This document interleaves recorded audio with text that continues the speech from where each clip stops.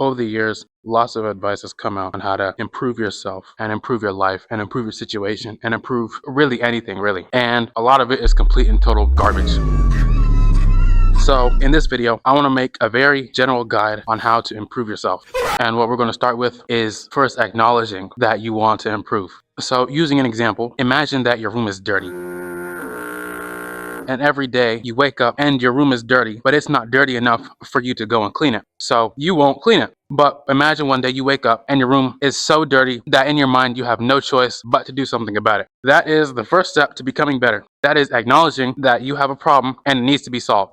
And this is probably what I would consider the most important step to self-improvement, because without this, you won't have any motivation or any discipline or any drive to improve yourself. So none of the next steps would be happening. There is no end or middle without the beginning. Now the next step is to decide what better is, because you've decided that you want to get better, but without knowing what better is, you can't move forward. If I want to go from where I am right now to a place, first I need to know what place I want to go to. Otherwise, how can I progress to the location that I want to? So once I decide on what better is and what my idea of success or the end goal is, then I can start making progress towards my end goal. Once you finally decide on what better is, then I would divide all the things that you would need to work on into 3 factors. The self, so what you need to improve about yourself. Then there's environment, what in your environment, like your physical location and what's around you, what can you change about that? And then your company, the people that you interact with often or don't interact with often, and how can you change that in a fashion that it will lead you towards your goal of being better. So breaking it down, starting with the self, you have the mind, the body, and the soul. So the mind is just intelligence. What knowledge do you have at your disposal? Are you Albert Einstein or are you Albert and Einstein? Are you Nikola Tesla or are you Nikola and Tesla? Then you have the body. So that's physical capabilities. Is your physical state in good health? Are you eating healthy, whatever eating healthy means? Or are you eating McDonald's every day like me? I love the spicy McCrispy. Anyways, and after that, there's a soul. Now, the soul is like morals and that type of stuff, like things that will pull on your heartstrings.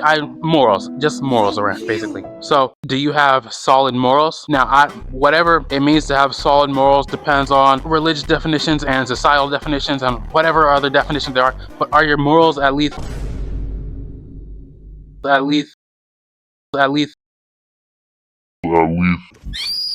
decently intact? Because there are discrepancies in little things here and there. But we can all agree that robbing old ladies and stealing candy from babies is not a good thing. So having some decent morals is not, there's some difficulty involved, but it's not important.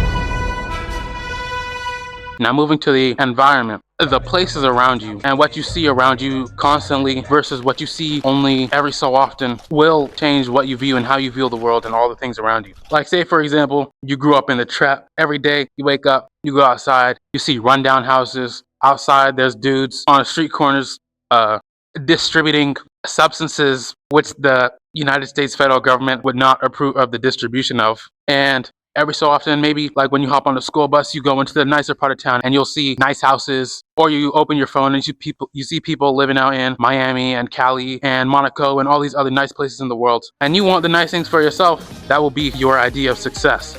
But if you grew up in a gated community in some Buckingham Palace adjacent crib, and on your screen you see all the rappers being tough. My new hit single, I just killed a nigga and I moved drugs. Why the fuck would you name your song I Just Killed a Nigga and I Moved Drugs? Because I really do that shit. I'm true to the streets.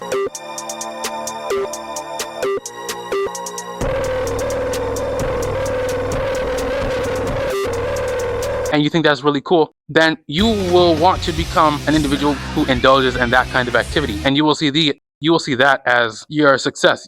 So the environment that you choose as your end goal is just as important as your current environmental situation. And speaking of the people that you look up to, as well as the people that are around you right now, and the people that you want around you in the future, the types of people, I should say, the types of people that you either idolize or look up to or whatever, and the types of people that are around you now and the types of people that you want around you in the future, whether there are people around you now or not. Maybe you're an isolationist, a lone Sigma wolf. Those people can also drive your success because their approval or disapproval of your decisions, depending on how much you respect them or care about their decision, can alter your goals either during the decision process or during the process of actually becoming better.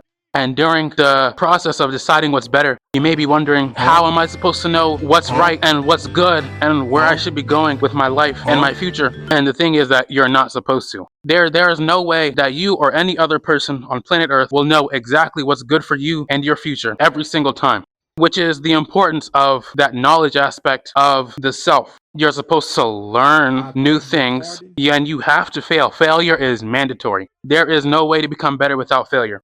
I would go as far as to say, if you're not failing, you are not becoming better. But there's no way for you to know, and there's no way for anyone else to know. There's no way, there's no doctors for self-improvement. You can't just go ask somebody, what should I do? And they'll tell you exactly what you need. Like you can go ask a doctor for a diagnosis, and they can give you some medicine. So learning and failing is mandatory, and you will not know everything. You're not supposed to know everything. It's you will not know everything. And a way that I envision being better is that I aim for perfection, but I know I will not achieve it, which lets me know that there is always a way I can get better. So aiming for perfection, but knowing that I can't achieve it is that I'm saying that there's no way to be perfect. No, you can never be perfect, but that just means you can always get better because you're not 100% yet. You're 99.999. So add another 9 and then keep adding nines and nines and nines and nines and nines until you get as close as better as you can become. With all that being said, that's all I've got for you today. If you got any questions, comments, recommendations, or anything like that, you can let me know in the comments. I'll catch you guys in the next one.